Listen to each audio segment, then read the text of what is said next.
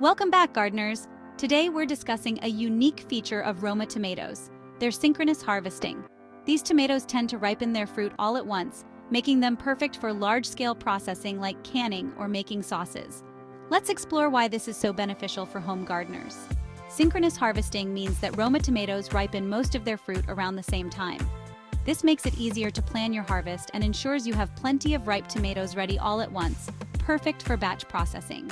Because of their dense flesh and low moisture content, Roma tomatoes are ideal for making sauces, pastes, and salsas.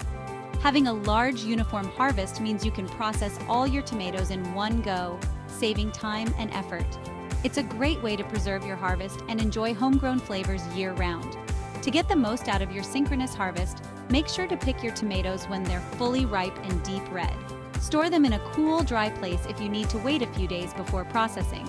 And be sure to have your canning supplies ready for the big harvest.